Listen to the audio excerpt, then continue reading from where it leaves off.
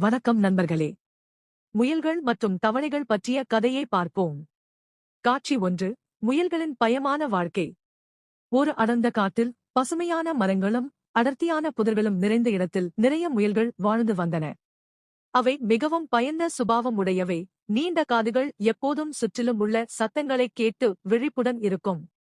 சிறிய இலை அசைவுக்கு கூட திடுக்கிட்டு இதயம் படபடக்க ஓடிவிடும். நரி, சிங்கம், கழுகு போன்ற வேட்டையாடும் விலங்குகள் எப்போதும் அவற்றை துரத்தி வேட்டையாடின. ஒரு நாள் கூட அமைதியாக புல்லை மேயவோ விளையாடவோ முடியவில்லை. எப்போதும் பயத்தில் தத்தளித்து தரையில் தோண்டிய துளைகளுக்குள் ஒளிந்து இரவு பகல் பாராமல் தவித்து வாழ்ந்தன. காட்சி 2. முயல்களின் கூட்டம்.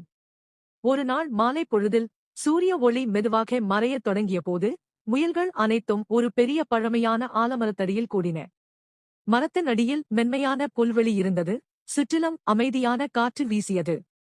அவை வட்டமாக அமர்ந்து ஒன்றோடொன்று பார்த்துக் கொண்டன. காட்சி 3. துன்பத்தைப் பற்றிய பேச்சு. முயல்கள் ஒன்று சேர்ந்து பேச ஆரம்பித்தன. ஒரு இளம் முயல் கலங்கிய குரலில் சொன்னது, நாம் எப்போதும் பயந்து பயந்து வாழ்வது என்னவோ சாவை விட மோசம்.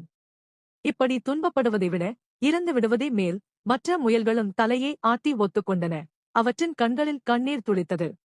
காட்சி 4. தற்கொலை முடிவு. அனைத்தும் ஒருமனதாக முடிவு செய்தன. ஆமாம், நாம் அனைவரும் ஒரு ஏரியில் குதித்து உயிரை மாய்த்துக் கொள்வோம். அப்போதாவது இந்த என்றென்றும் தொடரும் பயத்திலிருந்து விடுதலை கிடைக்கும். அவை உறுதியுடன் எழுந்தன. காட்சி 5. ஏரியை நோக்கி ஓட்டம். முயல்கள் அனைத்தும் ஒன்று சேர்ந்து அருகிலிருந்த ஒரு பெரிய நீல நிற ஏரியை நோக்கி வேகமாக ஓடின. அவற்றின் மென்மையான கால்கள் தரையை தட்டிய சத்தம் காடு முழுவதும் எதிரொலித்தது. புதர்களைக் கடந்து மரங்களுக்கு இடையே பறந்து ஓடின. காட்சி 6. தவளைகளின் பயம்.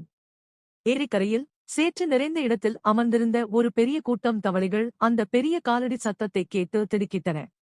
ஐயோ, என்ன சத்தம் இது?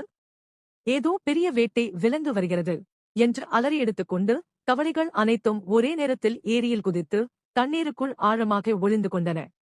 நீர் தெறித்து அலைகள் எழுந்தன. காட்சி 7.